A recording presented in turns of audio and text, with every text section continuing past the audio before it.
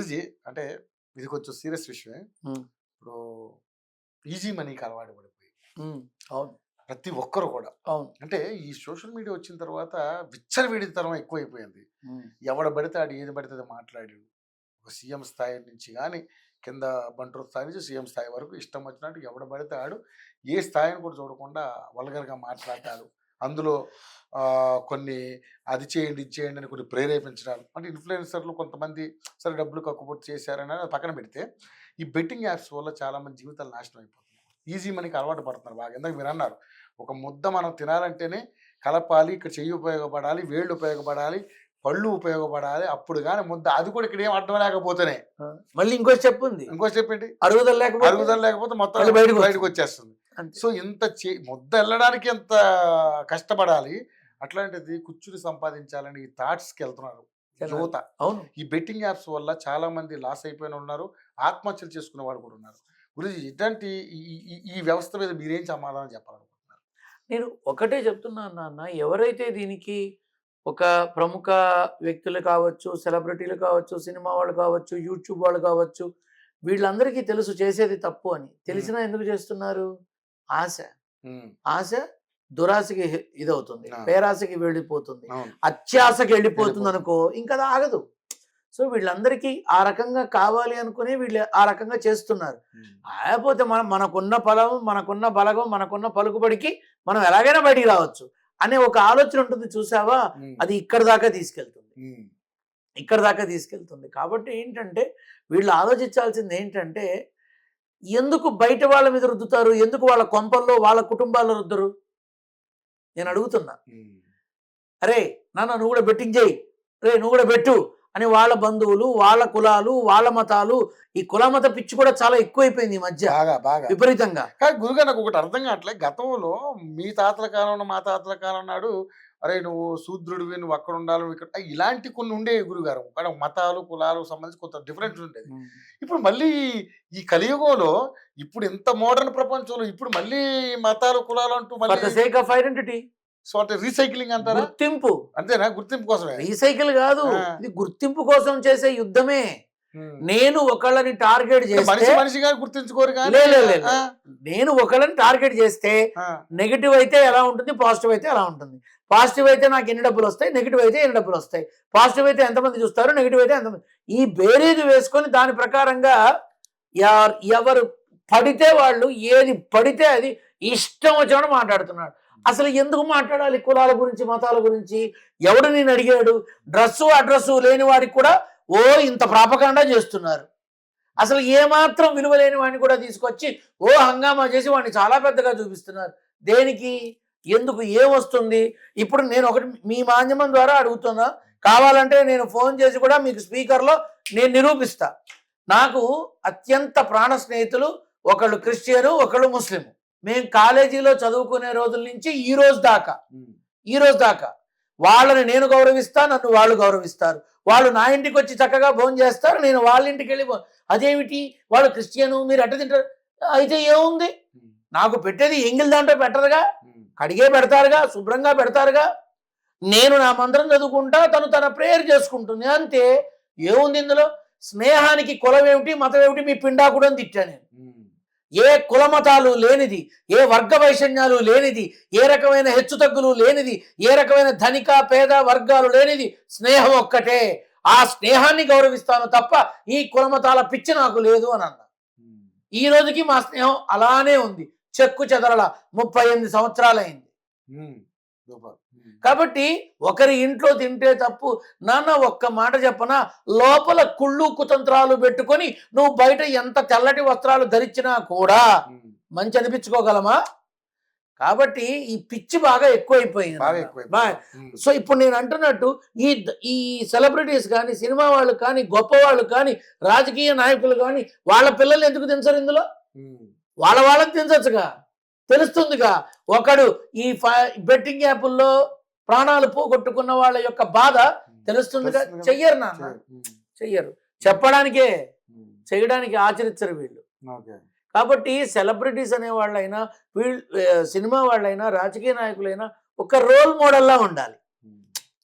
వాళ్ళని చూసి మనం అలా నిలబడాలి అని ఆలోచించాలి తప్ప ఇలా కాదు, ఉమ్, అస్సలు కాదు. సో ఇది అసలు కరెక్ట్ కానీ బెట్టింగ్ యాప్లు ఏంటన్నా? ఉమ్, అరే కష్టపడరా, కష్టపడి చదవరా, నీకు ఇది వస్తుంది, నువ్వు నిలబడతావు. ఇది నువ్వు ఫస్ట్ క్లాస్ వస్తే నీకు బైకు, ఉమ్, ఉమ్, నువ్వు బీటెక్ లో కనుక 4 సెమిస్టర్లు బ్లాక్ లాగ్ లేకుండా, ఉమ్, అది అంటారు కదా సబ్జెక్ట్స్, అవేమీ లేకుండా త్రూ అయితే నీకు కారు కొనిస్తా. నువ్వు ఇక్కడే లంచం ఇస్తున్నావు నీ పిల్లలకి, ఉమ్. నువ్వు ఇక్కడే లంచం ఇస్తున్నావు, దాని గిఫ్ట్ పేరు తెస్తున్నావు అంతే. అంతే ఆ, అంతే కదా. ఆ, నువ్వు నిజంగా నీ కొడుకు భవిష్యత్తు కోరుకుంటే నువ్వు ఎలా ఉండాలి, నీ బిడ్డ భవిష్యత్తు కోరుకుంటే నువ్వు ఎలా ఉండాలి? ఒక ఆడపిల్ల ఒకళ్ళ చేతిలో అత్యాచారం చెయ్యబోతూ ట్రైన్లో నుంచి దూకి తన ప్రాణం మీదకి తెచ్చుకున్నారు అని అంటే ఆ పిల్లవాడిని ఎలా పెంచారు వాళ్ళు?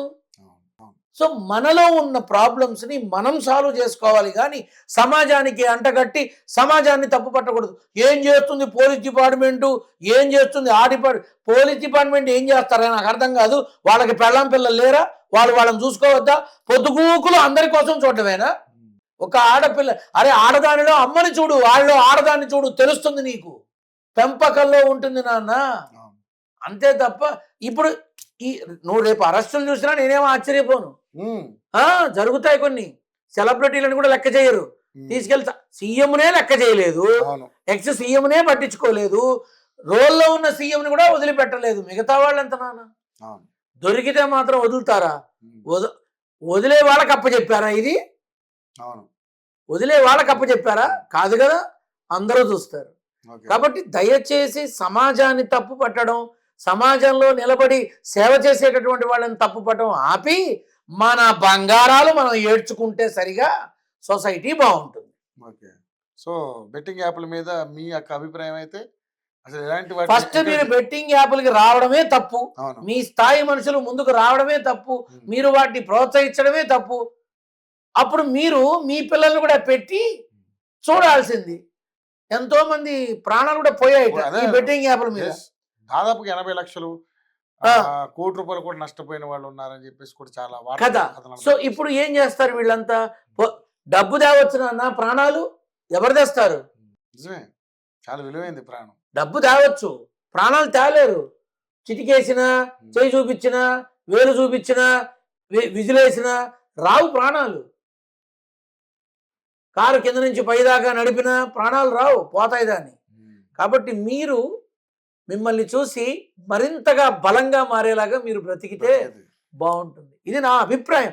నేను ఇక్కడ తప్పు పడ్డానని నన్ను ఎంతమంది తిట్టినా నేను ఇలానే మాట్లాడతా. ఉమ్, నన్ను ఎంత నిష్ఠూరంగా మాట్లాడినా నిజం నిష్ఠూరంగానేగా ఉంటుందని మా అమ్మ చెప్పింది, అంతే కదా. అంతే. ఉమ్, కాబట్టి బెట్టింగ్ యాప్లు అనే వాటి వల్ల పోతున్న బలి కాబోతున్న ప్రాణాలు ఆగాలి అని నేను కోరుకున్నా. ఇన్నాళ్ళగా ఆగింది. ఆగింది. కానీ నిజంగానే ఇలాంటి యాప్ల మీద కూడా నియంత్రణ ఉండాలి కదా గురించి. నన్ను ఒక మాట చెప్పనా, అసలు సైబర్ అనే విధానంలో ఏ ఫోన్ ముట్టుకొని ఏం చూస్తున్నా గుడ్డలేని ఆడదాని రీల్స్ కూడా వస్తున్నాయి కదా. ఒక బాంబు ఎలా తయారు చేయాలో తెలుస్తుంది, ఒక ఎదవ పని ఎలా చేయాలో తెలుస్తుంది. అసలు మొత్తానికి పనికొచ్చే యాప్స్ తప్ప పనికిరాని యాప్స్ అంతా మొత్తం బ్యాన్ చేస్తే బాగుంటుందేమో. ఒక అరచెయ్యి నాన్న, ఒక అరచెయ్యి, ఈ అరచేతిలోనే ఉంది ప్రపంచం అంతా. బాగుపడాలన్నా నీదే, నాశనం అవ్వాలన్నా నీదే, అంతే. ఓహో ఇందులో ఇవి కూడా ఉంటాయా అని అప్పటిదాకా హాల్లో సోఫాలో కూర్చొని అందరి మధ్యలో ఫోన్ చూస్తున్న ఆడైనా మగైనా ఏ పిల్లాడైనా కామ్గా రూమ్లోకి వెళ్ళి తలుపేసుకొని ఇంకేమున్నాయా అని ఆరాడపడతాడు, అంతే కదా. సో మనం పాడు చేసుకుంటున్నాం మన పిల్లల్ని, ఇంకొకళ్ళని ఎందుకు అనాలి? ప్రతి వాడికి ఈ ప్రభుత్వాన్ని అంటాం, పోలీస్ డిపార్ట్మెంట్ అంటాం, ఫ్యాషన్ అయిపోయింది అందరికి, ఒక ఫ్యాషన్ అయిపోయింది. Every citizen is a police without uniform. Why can't they think like that? ఎందుకు ఆలోచించరు? ప్రతి ఆడబిడ్డకి నేను అండగా ఉంటానని ఎందుకు ఆలోచించరు? వీడేమో 10 మంది అమ్మాయిలకి బండి మీద వేసుకొని జాముగా తిరుగుతాడు, వాడి చెల్లి మాత్రం ఎవరితో తిరగకూడదు అని ఈడు మాత్రం ఇది నీ చెల్లి మాత్రం తిరగకూడదా? ఇక్కడే నువ్వు చంకనాగిపోతున్నావు. అదే నువ్వు చెల్లితో తిరుగు, ప్రతి ఒక్క చోటికి చెల్లికి రక్షణగా ఉంటావు, నలుగురి ఆడపిల్లల దృష్టిలో నువ్వు ఒక మంచి వాడిగా ఉంటావు. ఎందుకు చేయరు ఇది? ఎందుకు చేయరు? సనాతన ధర్మం అక్కడే కూలిపోతోంది నాన్న. దీనికోసం మళ్ళీ స్టేజ్లు, ప్రసంగాలు, ఉపన్యాసాలు ఓ అమ్మ ఎన్నో ఉంటాయి. నేను మొండి ముండా సనాతన ధర్మం శంఖారావాలు. నేను అది కూడా చెప్పా. ఏమైపోయింది హైందవ శంఖారావం? కాశీనాయని సత్రంలో అంతమందిని రోడ్డు మీదకి ఇడ్చినప్పుడు ఏమైపోయారు ఆ లక్షల మంది?